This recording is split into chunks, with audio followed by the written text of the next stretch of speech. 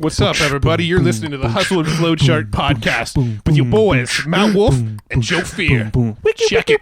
What's up, everyone? Hey. Welcome back to the Hustle and Flowchart podcast. It's a lovely day in the It's studio. a lovely day in studio. Mm-hmm. We actually spent the day before yesterday actually in studio. I feel like that's our life these days. Yeah. We'll talk about that in a different episode, That's though. fine. Yeah, we can do that. All right. Today, we are not talking about being in studios. We're actually talking to a digital nomad who loves to travel the world.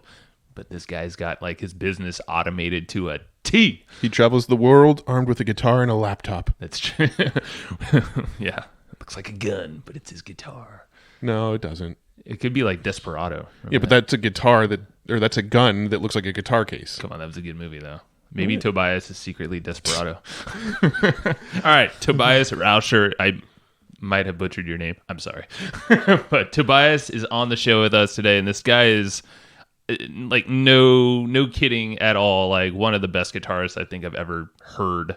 And if you just go check out, I think on the show notes page, we're probably going to embed one of his videos. Just peek over there occasionally, just check it out. At the very least, we'll link over to his YouTube channel. Yeah. There you go.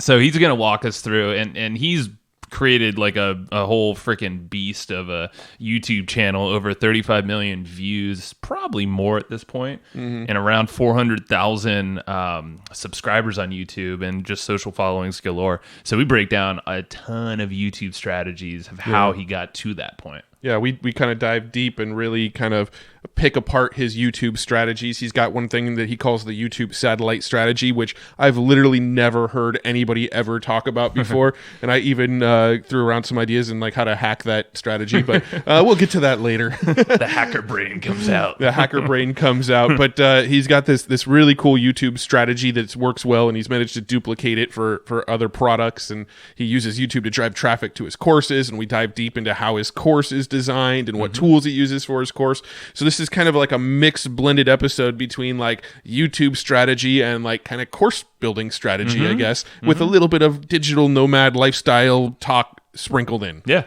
I would say that's very accurate. Yeah. It's a good synopsis of what you're about to hear. So Yeah. You should love it. You will love what can they do if they want another synopsis of what they're about to hear? Well, the best synopsis of this happens every episode, actually. If you go to hustleandflowchart.com/comp, C-O-M-P, that's going to be your notes for this episode. If you hurry over there within a week of this thing releasing, go get them for free. We got your back. We got our note taker taking notes for all the action items, so you'll have your action guide of this episode. Yeah, for sure. And all the tactics and tips and strategies that he breaks down around YouTube, we'll break those down on the notes in step-by-step fashion for you. Also, you want to support this show? Yes. Become an Evergreen Profits member. Go to egpletter.com and you can become an Evergreen Profits member. What's that going to get you? I don't know. That's going to get you a monthly newsletter mailed to you every month in the physical mail. Like, this is snail mail. Like, you're actually going to have to walk outside, open a mailbox. That's and the sound of paper. Pull it out of an envelope and read this thing. But you also get access to the community. You get access to the training. We're actually starting to do live calls every month with our members so we can do Q&As and talk about some of the behind-the-scenes stuff that's working. And it's kind of like a bonus podcast episode every month, but interactive. You could ask us questions, and we're going to talk about some behind-the-scenes stuff. And it's just a really cool benefit of supporting us with the Evergreen Profits membership. It's $15 a month. No-brainer. Go to egpletter.com to get that. And if you want just the notes for this one, you got to be quick, but you can go to hustleandflowchart.com/comp to get that. We'd love to hook you up with both of them. So go get them both. Let's go talk to Tobias. All right. Hey, Tobias, welcome to the show. Hey, thanks for having me. Yeah, man. So we connected a little while back. I think you actually reached out to us because you were following some of our stuff, and I hopped on your summit that you did back. You actually recorded it in Bali. Like, I remember the sun was rising as the video we were recording in the background. I was like, that's so early in the morning, yeah. But you're back in Germany now, which feels like Bali. Right. So do you sleep? Sometimes I sleep. Yes, I do. Occasionally. Yeah. Well, Occasionally, yes. So like when you reached out, I was like, okay, who's this guy? And checked into what you're doing, and you're very lifestyle. You have this, like, it seems like a perfect lifestyle business for yourself. you're very diversified. So I'm like, this is like an interesting dude. He's like no shit. You're like one of the best guitarists I think I've ever heard. So like your YouTube videos. Yeah, man. And you have like 35 million plus views on all your videos on YouTube. Yes. Yeah. Yeah. Like take us, I guess, I don't know, there's a lot of different rabbit holes we're going to go down, but give us kind of like some background. How did you get started in all this whole just lifestyle business and guitar and all that? Yeah, so right after my studies, I kind of founded a startup in Berlin, and we got like some venture capital from some famous TV stations in Germany. And but still, after 3 years, we didn't get the follow-up investment. We didn't reach our revenue goals, and then we had to close down the startup. And for me, this was kind of actually I always wanted to start a own business. And then I had this company, but I wasn't really happy with it. I felt really, actually really trapped, and you had to report to your investors all the time. And there was a lot of pressure on my shoulders, and having a team and having to be responsible for the team. And I was more like, I want to travel. I want to be free. If I don't want to work for a month, I don't want to have to work. And so after my first endeavor failed, I decided to go more into this lifestyle business, more the Timothy Ferriss style lifestyle. And at that time, my YouTube channel really took off, and I got a lot of views. And then I was like, okay, I kind of need to monetize the traffic that I get from YouTube. And then I founded my first own business that was totally independent. That is an online guitar academy that I still run, and it's like a membership site. So people pay monthly or yearly fee, and this kind of really freaked me up. And then I was sitting at home. You didn't have to do anything because money was coming in recurringly. And then I started to travel around and focusing on new projects. And this is how everything started in the beginning. Wow.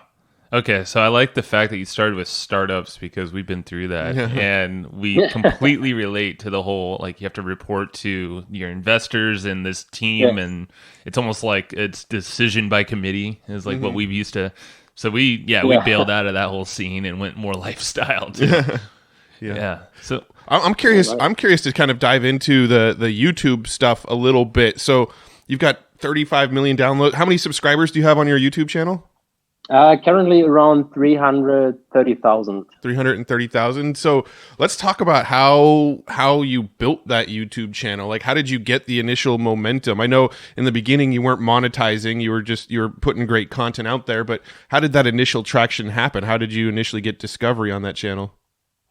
The first time I hit, for example, 10,000 views was when I uploaded my first video, Memories, and I basically asked other channels, and back then the Facebook pages had really good organic reach, and I reached out to them and asked them to share if they wanted to share my video, and then more and more pages shared my videos, and then it kind of kept on going like this snowball effect. A lot of people shared it, and then the algorithm from YouTube was catching up and noticing that I had a lot of a high watch time. And that the video was kind of popular, and then YouTube starts showing your videos to others as well. And from then on, basically, it really hit off. So I think in the beginning, it's really, really important to create some momentum. Some people even buy views, which I don't necessarily recommend to do, because if you buy, for example, fake views, you just get a view, but it might last just for 3 or 5 or 10 seconds or whatever. But on YouTube, it's all about the watch time. So you cannot really trick the algorithm. You have to have your audience watch your videos for more than 50 or 60%, and then YouTube will recommend your video. Because one really important thing about YouTube is what a lot of people don't know, that most of the traffic comes from YouTube recommending or suggesting your videos to other people that might be interested in that. So it's not as much as SEO stuff. You can be found on YouTube as well, but really the power of YouTube is when YouTube starts to recommending your videos to others. And that basically happens by people watching past like a certain percentage of your videos versus like you were saying, if someone buys a view, it might only get them like a 1 second view that Facebook doesn't, or YouTube doesn't even really recognize as a view. But if you get organic views, then they may watch 50, 60+%. And that's what YouTube's looking for. Absolutely. But even like if you just have like 20 seconds or 10 seconds or whatever, it's not that YouTube doesn't recognize that view. It even penalizes it because it's like it hurts your audience retention. And then YouTube sees that your video is not relevant, because if you have a 3-minute video, but people leave this video after 20 seconds, you have a pretty low audience retention and thus a low watch time. And then basically you can do whatever you want. Your video will not rank because YouTube basically knows all the metrics. And so it's, of course, one thing like is really important of YouTube. That is, of course, quality. Like you have to put quality content out there. But then the good thing is, once you have this content out there, it's like maybe a bit like a good article that is ranking really well. Like you even gain views over time. So it's not like Instagram or Facebook where you push something out there and then after a few days it's basically dead or gone and you have to upload new stuff. Like still my most popular video is still awake. It has around I think 14 or 15 million views. And it's still like it brings in so much traffic for me because YouTube is still recommending this video because it performs well. So this is, of course, like, let's say the no-brainer that you have to put out good content, but then you still can do a lot to get your content seen. And this is, for example, to focus on the click-through rate conversion, which is really important. So these are, for example, have an interesting title, have a good thumbnail, which is, of course, like if you, let's say if there's a suggested video page and you have like 10 videos, you want to be the video people click on. And that's, of course, a no-brainer as well. And then you can do some really interesting stuff. It's like YouTube is focused basically are centered around channel clusters. So you notice that, for example, if you, let's say you start watching, a Metallica video, and then all of a sudden YouTube is suggesting you similar videos. And this is because once your channel or your videos are related or belong to a certain channel cluster, it's way easier that YouTube suggests your videos. And one way you can do this, for example, that is one strategy that brought a lot of views for me. And actually there's one video of John Butler. His song is called Ocean. And this is really like, if you haven't seen this song, definitely check it out. It's a really amazing guitarist. And he got a lot of views. I was like, okay, I kind of want to get views of his video of him because I know that people who like his stuff probably like my stuff as well. Yeah. And then what I did was basically that I used the same tags he was using in his video. And I wrote in my tags as well, for example, him as an artist and the song name. So basically to tell YouTube that we are kind of related so that the algorithm knows, okay, that's kind of similar stuff. And then because my video has had as well a good audience retention, YouTube kept on or started actually to recommend my video next to his video. And this is when I got a lot of traffic from his video, for example. So to a certain extent, you can influence your ranking or where you're suggested by YouTube. But like the fundamental thing is that you have to have good content. So if you have a shitty video that's just not good, you can optimize everything and do all the hacks and strategies, but you still won't be successful. It always goes hand in hand. It is kind of this formula where you have your own content. Then of course it's like how well is your channel and your videos optimized, like in terms of tags, video description, of course, thumbnail. And then as well, how well it is promoted, like how much traffic, how much data point you bring on to the video. And then if all these factors work well, like you definitely increase your chances of success on YouTube. Yeah, that makes sense. I mean, there's a lot of similar philosophies there that you find in like SEO, you know, for example, in SEO, if you have bad content and somebody sees your link on Google, they click over to your URL and then they bounce right back to Google real quickly. Well, Google's probably slowly going to notice that and move you further and further down the rankings.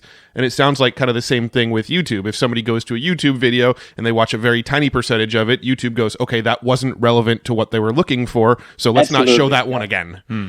Absolutely, absolutely, yeah.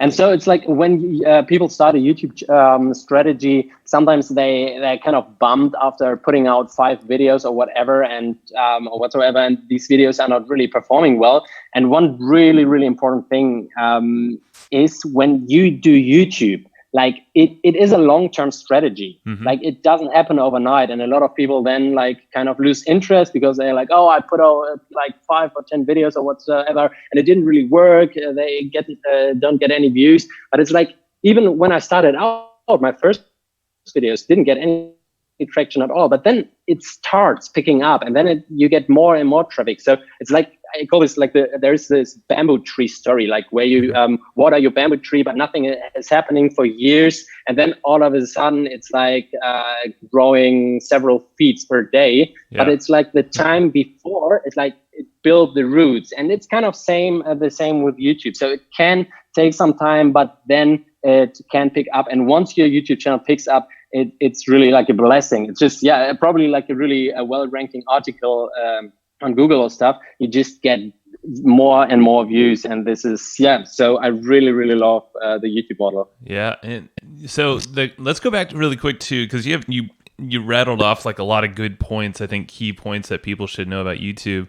Let's dig deeper on a couple of those, like quality. I know your video qualities are just crazy good. Like you have, it looks like professional, I don't know if you're in a studio or something like that with your guitar.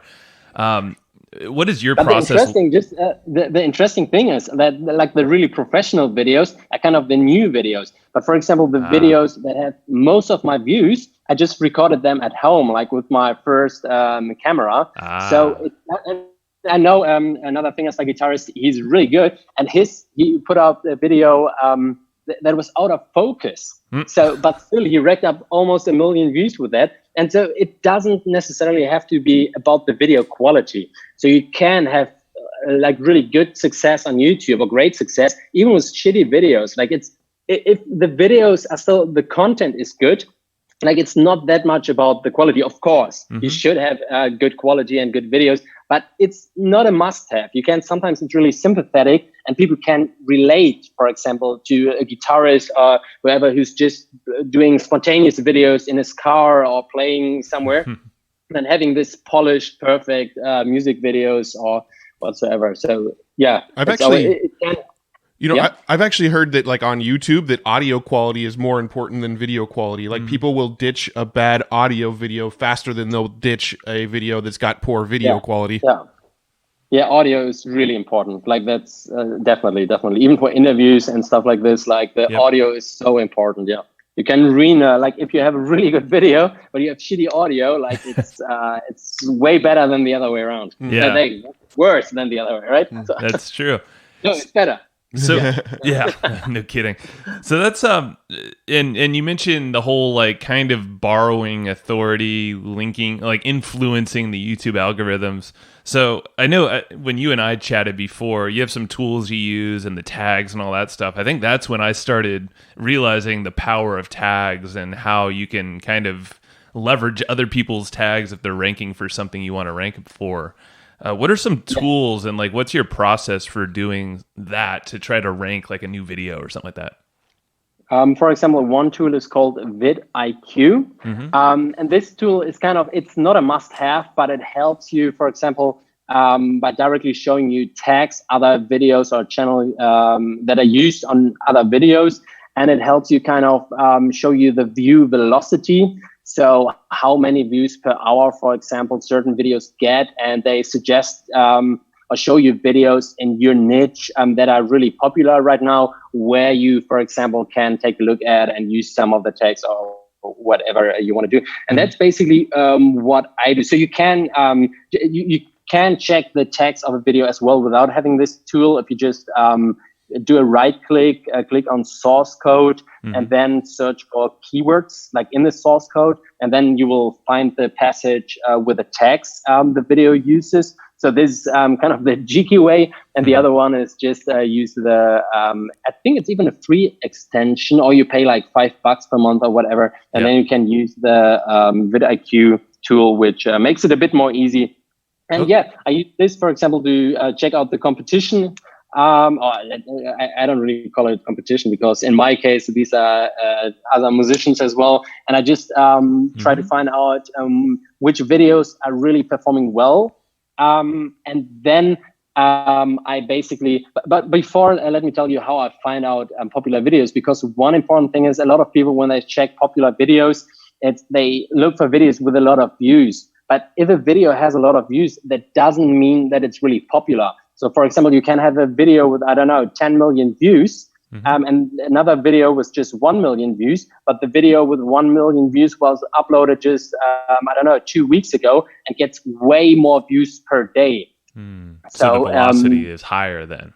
Exactly. And what I do is I just use an Excel sheet with a formula where I basically document. Let's say, for example, I do my research. I find the most videos I think that are really popular, and then I write down the views they have today, and then I wait around 7 days, come back and check the view count at that point, and then you can basically calculate what the average views per day is that each of these videos get, and then I pick the ones that get most views per day, so that I really most popular, and then I check their tags. And sometimes I really focus on a certain video, and then I basically just use the first tags, which are most of the important ones, and I use the same tags within my tags of the video, and use, for example, the words like the song name, the artist name as well in my video description. I try to include it there for 2 to 3 times. And these are the really basic optimization strategies that you can use, and the research. Nice. Okay. That explains a lot. I love that velocity thing too. I haven't heard that before, because the tags, using vidIQ, it's really easy. Even the free tool, you can look at other tags and I think copy them, save them to a clipboard so you can use them for future videos if you want to. So it saves a lot of time, but I like the velocity strategy you just laid out. That's actually pretty clever. Now, with linking in YouTube videos, we've heard that YouTube's not a friend of trying to get them off the platform.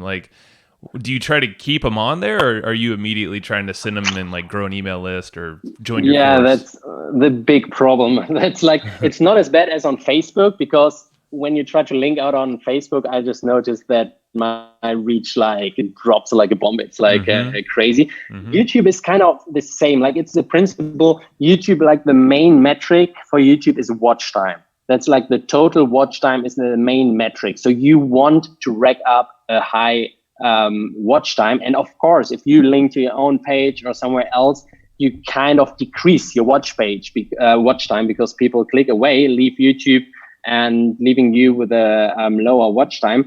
And so, but of course, I want to have these people on my email list as well. So, for example, when I upload videos of mine, I offer sometimes my tabs for free, or I sell tabs, or sell access to my Guitar Academy. And so it's kind of a trade-off. It's really difficult to say, but I just try not to overdo it, but I still have links, and I still do it, and it's profitable to get traffic from YouTube, of course. But I think there is no wrong or right. It's difficult to say for sure. Yeah. And that's what we've heard is it's almost like you can keep them together, or you can almost keep people on a path in YouTube for maybe a period of time, and then there's an exit video, a time where you can take them off the platform, so Google doesn't, or YouTube doesn't penalize everything, but maybe it's a single video rather than every single one if you're dropping links. So I'm sure there's all tons of strategies, but like you said, it's just like Facebook. You post a link and it's no one's gonna see it for the most part. But I did a really interesting test. I uploaded one video of mine, Passion Loop, on YouTube and on Facebook natively.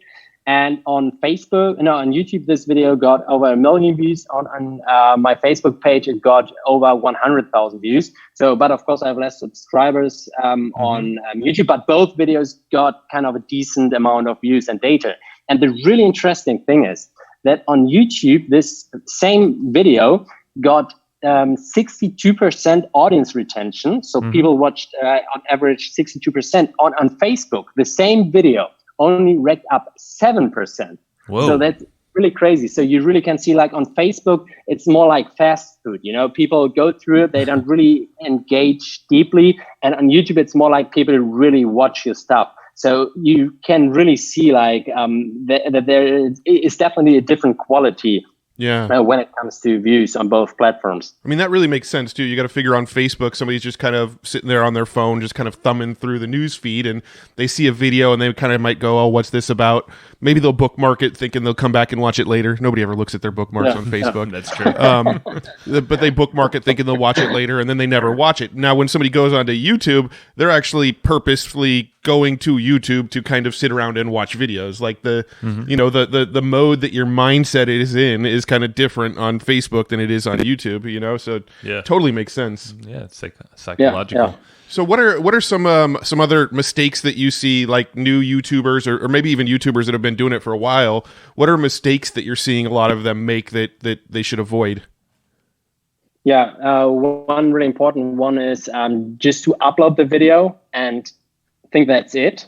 Like once you uploaded the video, you have to promote it. Like it's not over. And especially in the first 48 hours, you need to try to send as much traffic to the videos as possible. Like, because this really gives YouTube the signal or its algorithm that your video is popular, and then YouTube keeps on recommending it, or at least is more likely to recommend it. So I always try, when I launch a video, to do, for example, a live premiere. One thing I did, I used perks to have people to watch my videos as soon as possible. For example, last time when I uploaded a video, I kind of started a bribe, and that was a free tabs for this song that I only gave to the first 1,000 subscribers. After that, I took down the link.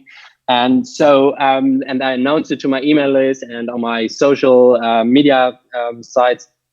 So I got a lot of views really at the launch of my video. So this is as well really important, and a lot of people don't do this. They upload the video and think that's it, and then they are kind of sad because they don't get a lot of views. So even though it's on YouTube, try to keep on pushing it, send it to your email list, of course. Sometimes even use, in the music scene as well, you have these aggregation sites that kind of promote your videos, and you can you can contact them and stuff like this. So just basically try whatever you can do to get traffic on the video, and then YouTube will kind of reward you for that. Gotcha. So don't just rely on YouTube's algorithms to send you the views and the traffic. You gotta kickstart it yourself a bit.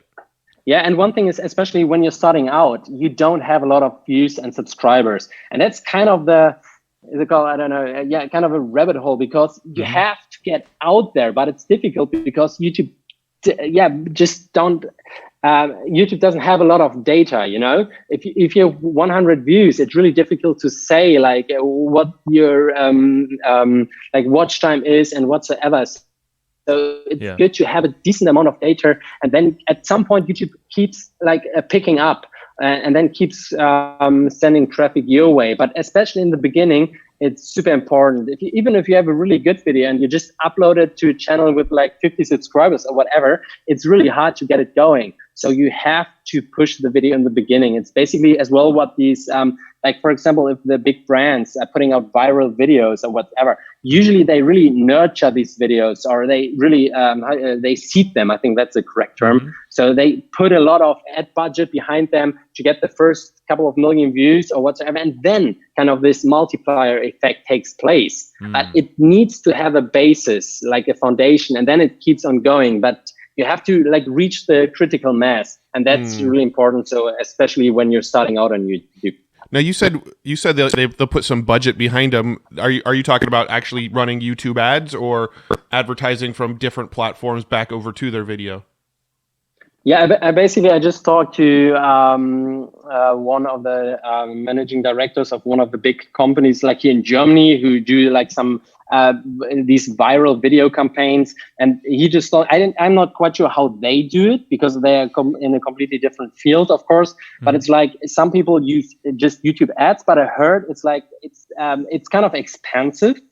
what you can do, I once tried, for example, using Facebook ads, because you can really get really cheap views on Facebook. And then I tried to get the people from Facebook who watched my video, because it was just like a short snippet, one of the best scenes. And then I was like, watch the whole video on YouTube. So that kind of worked as well. And you can contact aggregation sites. It worked like a charm. Like a couple of years ago, when like you could post YouTube videos on YouTube. Oh yeah. And because that brought so much traffic, I just contacted them. I was like, hey, I got this new video. Would you like to share it with your audience? Because all these aggregation sites were looking for good content, of course. And then I gave it to them. They shared it, and sometimes even they asked, is like you could like I think it was $50 or whatever. Some like one page, for example, it was called I Love Music, I think, and they offered like they share your music or your video for $50 or $20 or whatsoever. And this worked so well that brought me so many views. But it's kind of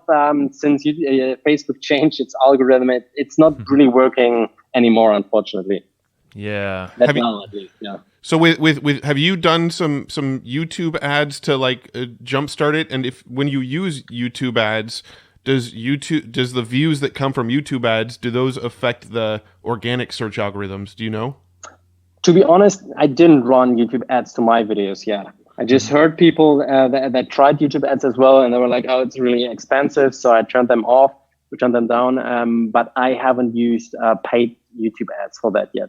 Gotcha. Yeah, because I'm kind of curious if I run YouTube ads to a video and I rack up, let's say, 100,000 views because I was doing advertising, does YouTube see that as good traction on the video, or does YouTube see that as, well, they advertised to this video, so that doesn't really count as organic views?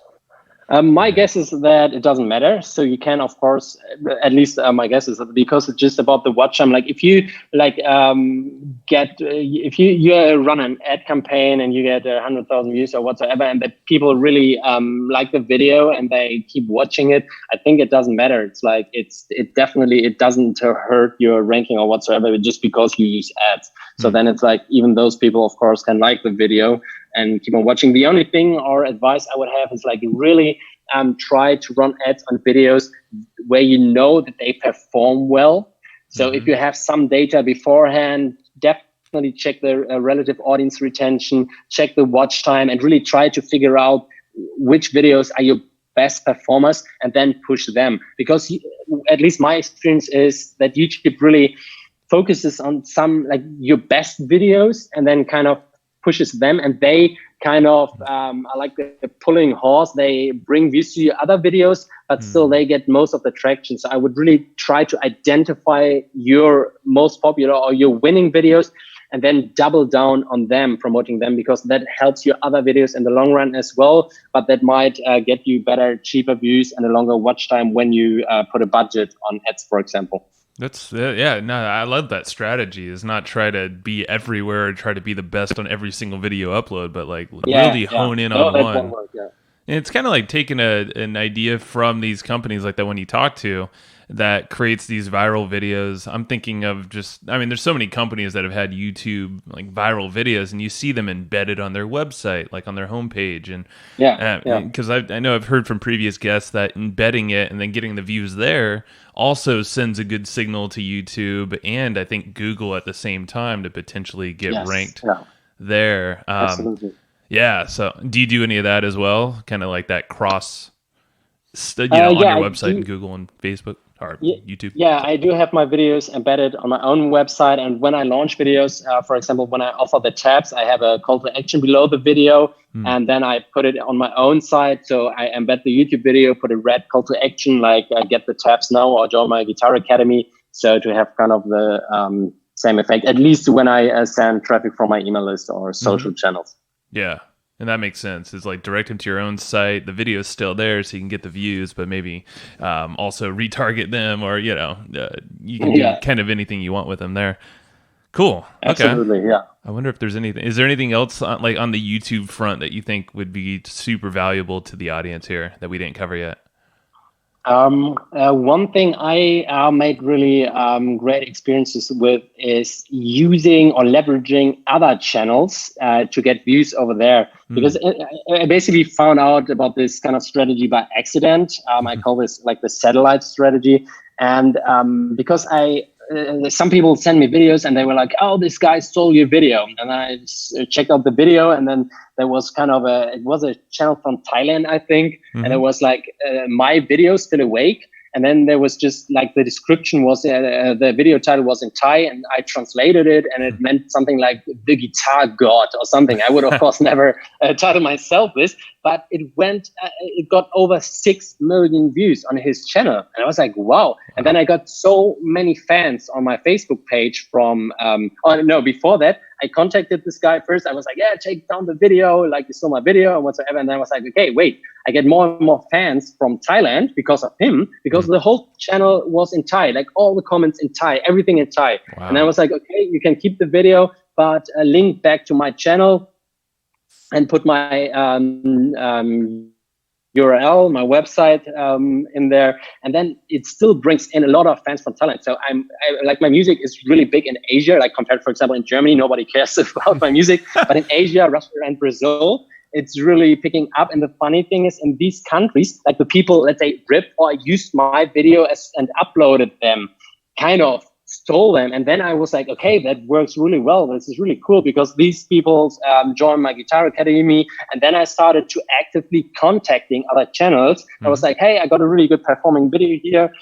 You have like, some people had like, I don't know, 5 or 10 or 20,000. And I was like, yeah, wouldn't you want to upload my video, for example, on your channel? Because you reach, like, YouTube has a complete own ecosystem per country. Like, for example, in Germany, like, we have all these German channels. Like, you don't even go to American or English or what. It's like a closed ecosystem, because YouTube knows, oh, they're from Germany, and I recommend German videos to them. And the same is in Asia. I was like, it's just like everything is in Thai or in different languages. And then I kind of noticed, okay, wait, or in Spanish market is really big, or Portuguese, like the Brazilian market. And then I was like, okay, putting your videos on other channels to get to their audiences, basically. And it's kind of a win-win, because they get a lot of views on my videos, because they perform. Like, the principle behind it is like, if you have a really good performing or well-performing video, it will perform well again and again. It's not just the one time you upload it on your channel, but if a guy from Russia uploads it and shares this,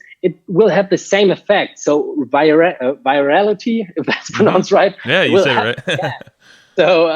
So this is a really powerful way to get traffic. Of course, it's not all on your channel, but a lot of people will want to learn more about you or your content, check out your own channels, and always tell them to link back. And this has helped me to get a lot of views. My hacker brain just goes, well, I guess you could always go get like a VPN, go create a YouTube account in Russia, go create a YouTube account in China, and just clone your own account over and over and over again in every country by just switching to a different IP address using a VPN.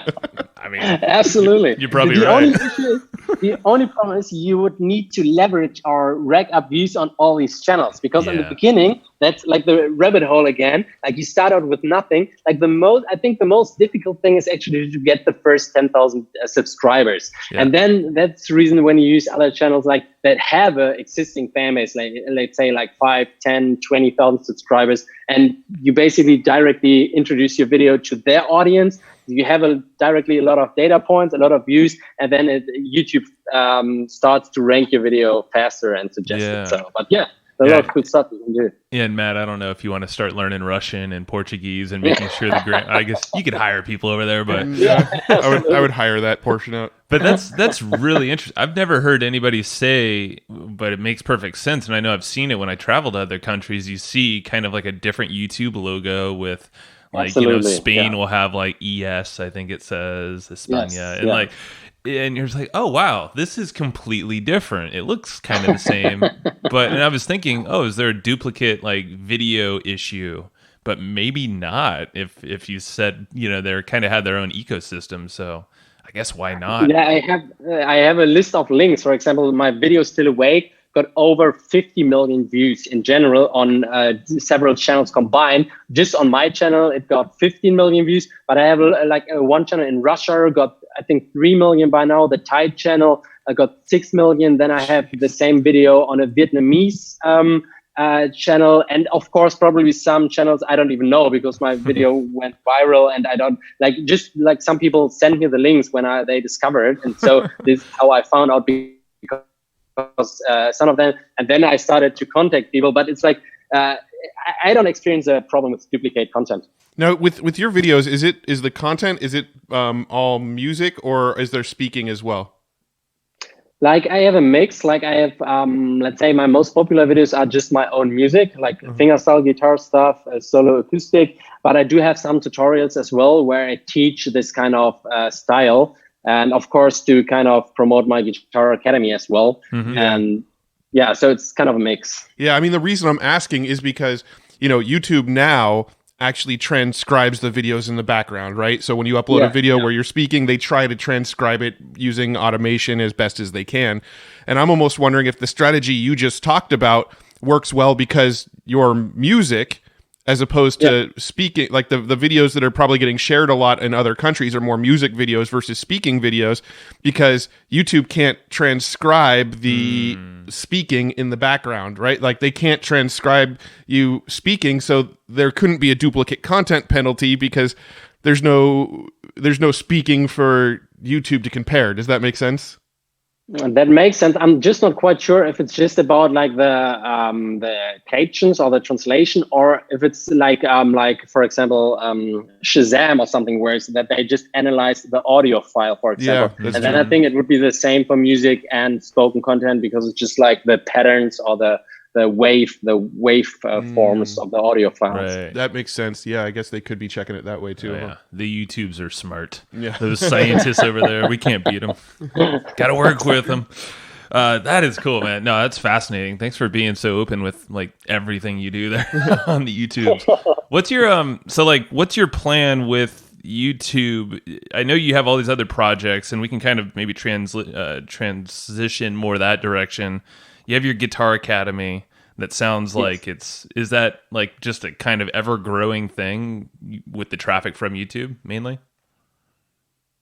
It kind of it is it's my main passive income. It's this online Guitar Academy thing. I wouldn't say that it keeps on growing all the time. Mm-hmm. So it stays on the same level for 3 years, which is a good level. Wow. But it's just not growing automatically. So I focus more on using Facebook ads. One of my issues is that like I said, I have a lot of my viewership is from Asia, Russia, and Brazil, and these markets usually don't buy stuff and sometimes cannot afford this. Right. So and then I noticed that most of my students in the academy are, for example, from the US, but most of my viewers are from different countries. And then I was like, okay, I need to get more people from the US or from Europe on. And then I was using Facebook ads, for example, similar custom audiences, lookalike audience and stuff, to reach more of these people there that I don't reach with my YouTube account. Mm-hmm. Yeah.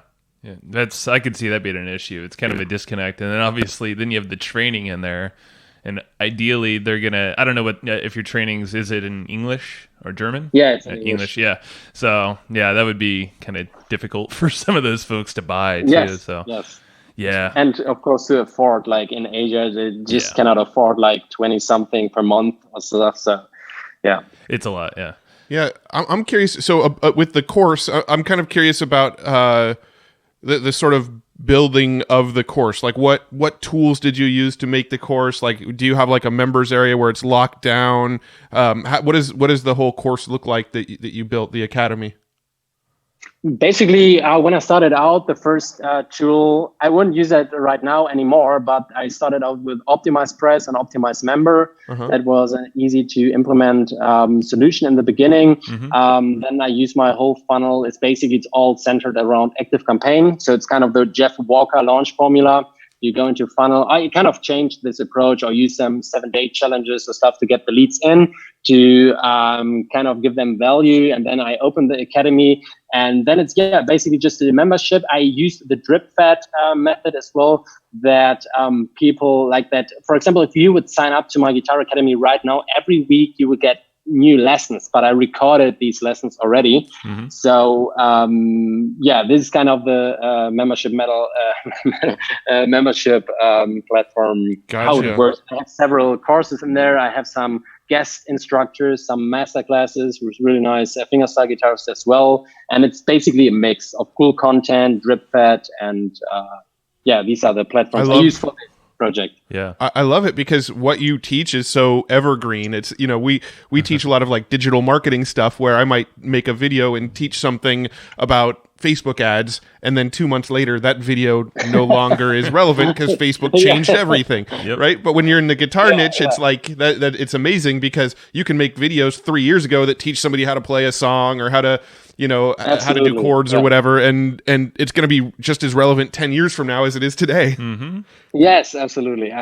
Yeah, that's true. Never thought about that. yeah, I've purchased old guitar courses that looked like they were recorded in like late 80s, and still it's like you can still learn from them as long as it's taught well. Yeah.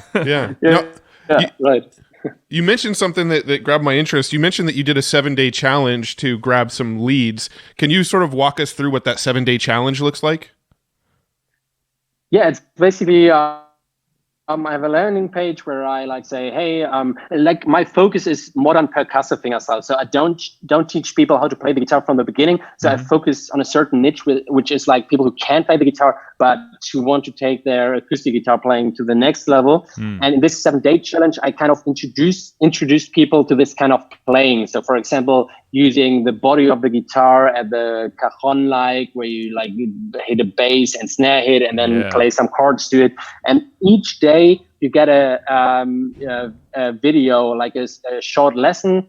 So I give you a short mini win, like a quick win. And then you get to know me. You get to know my style of teaching. I tell you a bit of my story and what I do and what you can learn. And then I introduce them to my guitar academy once they know me and got some lessons from me. And then basically the rest is done by active campaign and many email sequences. Yes. Dude, that is so cool. It's such a lifestyle business, and this is exactly why you can travel around to Bali or live, for a certain number of months.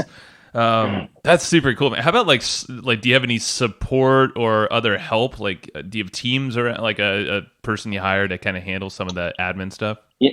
It kind of this funny thing is I'm kind of I don't want to say a control freak, but I think as many solopreneurs and stuff, it's kind of hard to give stuff up, especially if it's like it's part of your passion, like with my guitar playing and stuff. It's like I used to want to control everything. Right. And then I went on the Nomad cruise from Panama to Portugal, so across Atlantic. And It's kind of like a cruise ship, and you have like 200 to 300 digital nomads on there. It's like a conference on a boat. So pretty cool. Yeah. And then this was shortly after I launched my academy, and it worked all well. But for example, of course, I did all the emails, like if payments didn't go through, if people had some issues whatsoever. And then they was like, okay, we're in the middle of the Atlantic Ocean. You might have no Wi-Fi. I was like, wait, no Wi-Fi? I need to have Wi-Fi. And then I was like, okay, damn. And I had the former intern of my first company that I launched. And I just contacted Chris, and I was like, hey, Chris, you need to help me out. I just give you access to my email account where I have all the support emails in, and you just have to manage it. He was a guitarist, or is a guitarist as well. And then I gave him all my email, like he started managing all the emails. And since then, I never checked back into my original email account, because he's like now my, let's say, main assistant, who manages everything, all the customer inquiries, and only if there are any issues he cannot do, he forwards this email, and then I tell him what to do. But it's so nice, because at some point you don't have to do anything at all. Like you have, like I remember when I read Timothy Ferriss' 4-Hour Work Week, and then it was like maximum 1-hour work week. And then I started to focus on new project, because it worked so well to have someone like taking care of everything, and it feels so good if you like give up control of your businesses. Yeah. So I'm trying to put all the puzzle pieces together in my head and kind of paint the picture of what you're doing. So basically, you've got you're putting videos on YouTube, and you're obviously optimizing these YouTube videos in the ways that we talked about. but then from these YouTube videos, and you also embed them on your website, and from these YouTube videos and your website, the call to action is to go do like a 7-day challenge. The 7-day challenge kind of gives them some quick wins, some results in advance, and by the end of the 7-day challenge, you kind of sell them on getting into your larger course. Your larger course is inside of Optimize Press, Optimize Member, and the course is essentially drip fed out to them once they subscribe. And that's kind of the business model there in a nutshell. That's more or less like the business model around the Guitar Academy, but only like the 7-day challenge is just one of my lead magnets. I, for example, wrote a guitar book, fingerstyle-guitarsecrets.com, which is kind of where I tried the Russell Brunson free plus shipping funnel, which worked really well. Like I brought in over 30,000 in the first month just selling this book. And then I kind of upsell my Guitar Academy. So I have different, I try different ways to, or just giving tabs out for free. And then the people are joining on my list. And so, but the 7-day challenge worked really well. Gotcha. Wow. And you also have like your Too Big accelerator where you help other like musicians get noticed on YouTube, right? Yes, right. This is my latest business. I started it in late 2018. This is basically in the tubeaccelerator.com. It's kind of where I teach musicians all the strategies that they need to kind of grow a fan base or blow up on YouTube.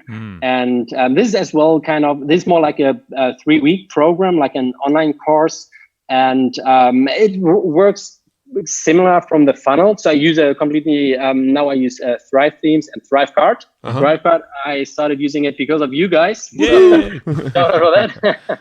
And so this like the system behind it, and of course ActiveCampaign and Memberium for the membership area. And this is kind of online course where I have I use a Facebook ad for that. And then with several Facebook ads, then I give 3 video lessons for free. So the people get to know me and learn some stuff. And if they like this, I kind of open the Tube Accelerator. It's kind of a Evergreen model as well. And then they can enroll for 6 days. After that, the program closes again. And this works really, really well as well. And it's totally automated as well, kind of like the Guitar Academy. I love it. Yeah, I mean, you're using pretty much the identical tool stack that we use too. Yeah. We're actually using Thrive Cart for our checkout. We're using Thrive Architect for all of our landing pages these days. We use ActiveCampaign to follow up with customers. Memberium. Yes. Memberium is what we use to protect the content. So it sounds like the exact same marketing stack. So that's awesome. Yeah, high five. Yeah, seriously, that's awesome, man. And just make sure not to build too many of these things out, because then it sounds like real work. Like you're gonna have to do a lot. I want to talk about like the Nomad Life, man, because I don't think we've had anyone on here that's like strictly lifestyle business, so systemized. I'm sure there's like avenues you go down in your mind. Maybe you don't, but I know I would. We would. Blessing and curse of too much knowledge. It's like, oh, I could take this here. I could scale this much, or you know. Yes. How does that, like, do you ever run into that, or is that like a... All the time. Yeah? All the time. Like a lack of focus, having so many ideas, like starting different project. Like right now, I'm starting like online conferences, and I work on a new project as well. So it's kind of where I'm like having to kind of stop myself, because I'm like, hey, wait. You have this kind of shiny object syndrome, and you just want to like work on so many projects. So yeah, definitely an issue. So how do you deal with that? Is it just like a constant struggle, or do you think you're getting better? Like, do you have some ways to stay focused? The thing is, I'm still undecided if I like this or not, because on the one hand, like I have this creative artist, guitarist side in me, which is like a song. When I write a song, I write this song, and when the song is finished, I start working on a new song, because it gets boring to keep on playing the same song over and over. And for me, it's the same with businesses and these lifestyle businesses, because I think usually I use let's say 3 to 6 months to work on a business.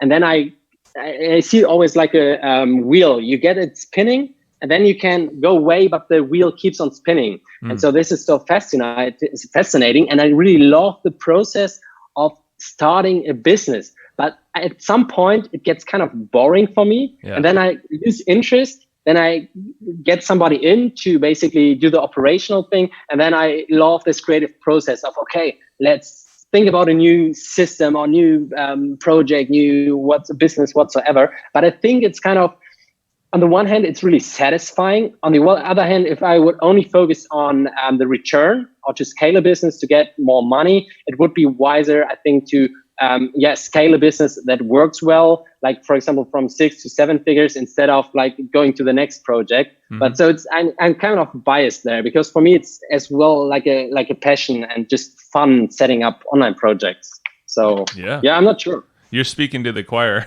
I mean, like, I think that's a lot of us entrepreneurs. Like, we don't like the maintenance of a project once it gets too monotonous and boring. And that's when you got to insert someone new. Well, that's why, like, over the years, you get entrepreneurs like us who will collect like 200 domain names because they've got all sorts of projects and ideas, and then none of them ever pan out except for like 4. That's a very good point. Yes, great.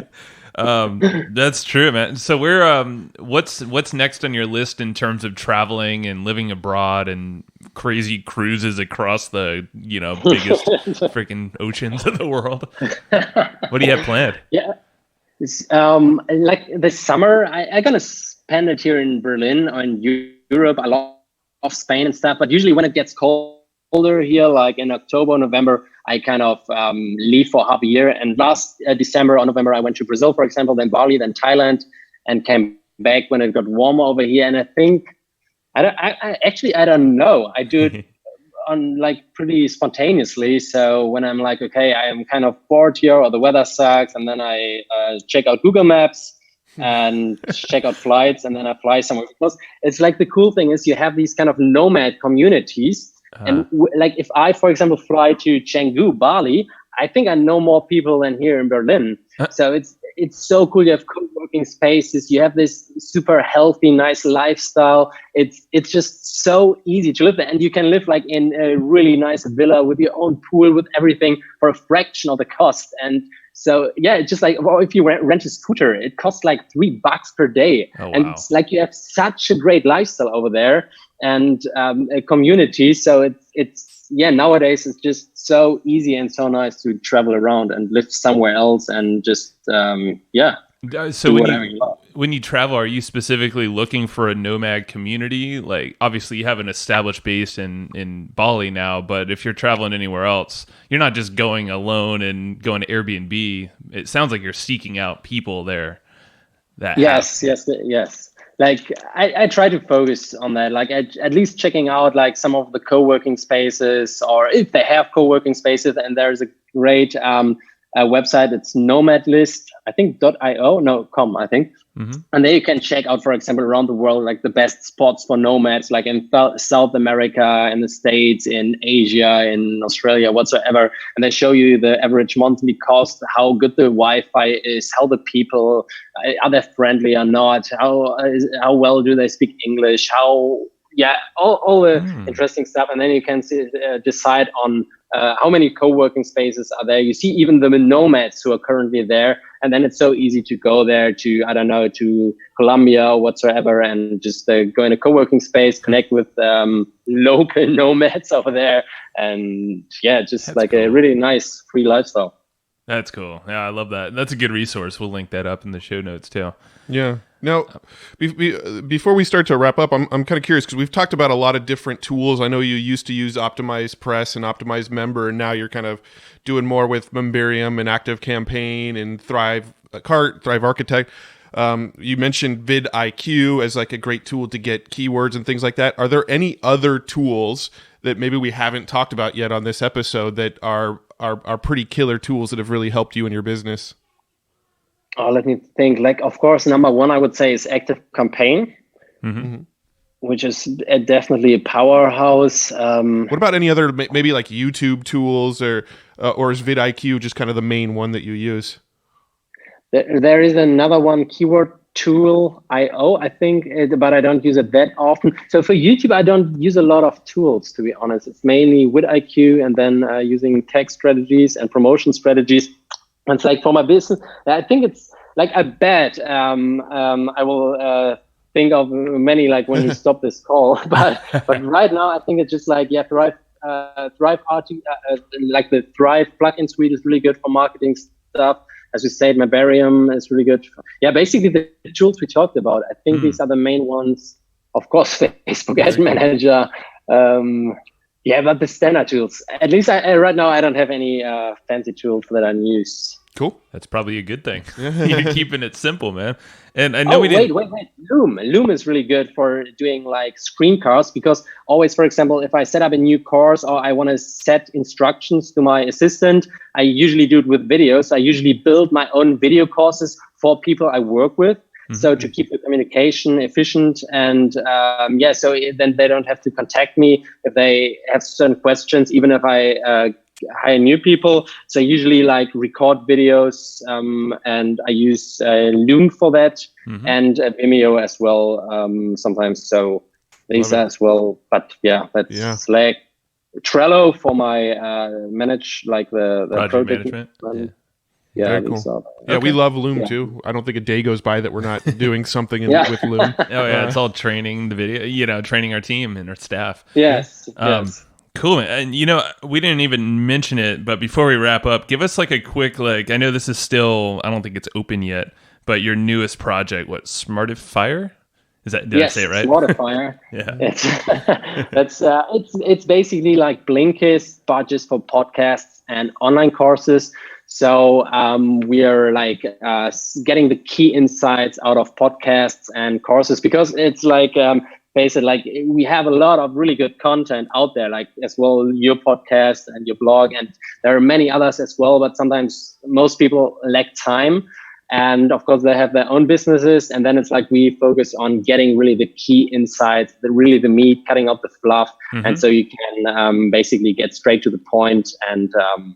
Of podcasts and online courses. And this is in the making right now. It's in the making. Okay, cool. Well, we'll definitely link that up. So, cool. As we're wrapping up here, man, I know you mentioned Tim Ferriss's book a lot, 4-Hour Workweek, which makes me just want to go back because I haven't read that thing in a long time. There's probably stuff I'm like, oh yeah, because that's how we both started with that book. What are some other books or maybe resources, like you said here, podcasts even, that you tend to recommend others? Yeah, like a book I really like as well is, I think it's called The Why You're Here Cafe. Say it one more time. Why? The Why Are You Here Cafe or Cafe. I think I pronounced it wrongly. Okay. It's more about like the fun. Wait, I need to change my. Can you hear me? Yeah. Yeah. You're good. I have this earpod losing battery, but this is good. It's about the fundamentals, like why you're here in this life. What is your purpose? What are you doing with your life? Is it all about money, getting more, or is there more? And so I think it's a really short book, but it can be really life changing. Like for my brother, it changed his life completely. And for me, it was really good as well. Wow. And then a really good one is, I read it recently, is Atomic Habits.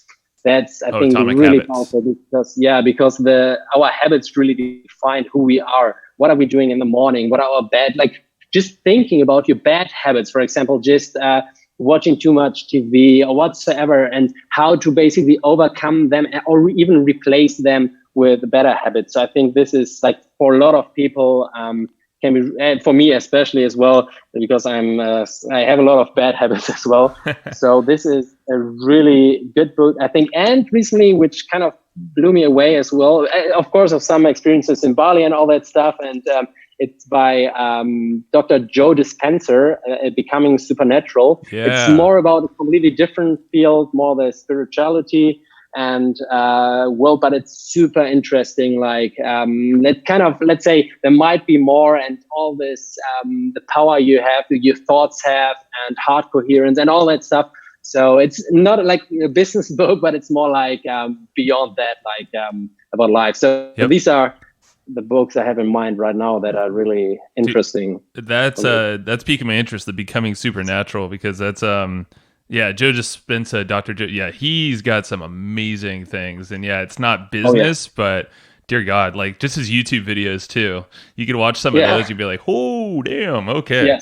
You can unlock all different parts of your brain. Yeah. Cool, man. with Bali, really quick, like what was the biggest, what's like a must go place if someone wants to travel to Bali? Like, is there a specific spot? Yeah, definitely like one, definitely Canggu. Like Canggu is the nomad hotspot. And one of the, it's like, is it a cafe or a restaurant? It's called Madu, I think. And I just, oh wait, I think I have to switch my earphones. We can hear you. Yeah, wait. We'll play some waiting music. I'm back. Hey. That was good. We'll have to. We'll take a clip from your guitaring, and then we'll just like paste it over some of the gaps here. So Canggu, I think is what you said, right? In a cafe. Yeah, and Milk and Madu was a place I really liked. Or Sinta Cafe, or the co-working space Dojo is like where let's say the scene is. It's kind of the famous co-working space there where you can connect with a lot of people. And if you're more into the spiritual stuff, go to Ubud. So these are I would say, like must go to places. Cool. Oh no, Lady Shack in Canggu, best vegan stuff if you're into that. Like so awesome, like awesome stuff. Basically there's so many nice restaurants over there. So check out Canggu in Bali. Perfect, man. Thank you. That's my like trip list in one day. That was a selfish thing, of course. Thank you, Tob. Dude. Okay, so I know there's a lot of places to take people, but where should folks go explore, go down the rabbit hole? All about you. Oh yeah, definitely. If you're into guitar playing, check out my YouTube channel. Just Google my name. I think it's really weird. Like it's called. My name is like Tobias Rauscher. So you find stuff over there. If you're into fingerstyle, go to Tobias or tobiasguitar.com. If you want to learn about YouTube, go to tubeaccelerator.com or Fanbase Academy. It's mainly focused, or it's built for musicians, but of course anyone can use the strategies. And my newest project is smartifier.com. I think you're going to link to this one. Yeah. And recently we launched the Digital Lifestyle Conference where we kind of interview really cool people. And yeah, we did the interview with Joe over there as well. And we're going to launch this in September, the second edition, I think. Yeah. So if you're interested, check out the Digital Lifestyle Conference. So these are, I think, the most important channels. Those are good. Yeah, we'll make sure to link everything up in your YouTube videos so no one has to worry about spelling and stuff like that. My name, Yeah. Cool, man. Well, thank you very much for joining us today in your time. And thank you for having me. Travel somewhere fun soon. Yeah, definitely. All right, buddy. Have a good one. Bye. You too. Bye-bye. Thanks, everybody, for listening to this episode of the Hustle and Flowchart podcast. Before taking the time to listen, we want to give you something a little bit special. Every single episode that we do, we actually have somebody on our team take notes. We basically have a Cliff's Notes version of every episode where you can go and find all of the tips and tactics that they laid out, all of the resources that they laid out, all the good stuff from this episode. We actually have a nice simple notes version that you can find on our website. So go to evergreenprofits.com, find this episode that you just listened to, and give us your email address and we'll send you the notes. Thanks for listening. Go get it.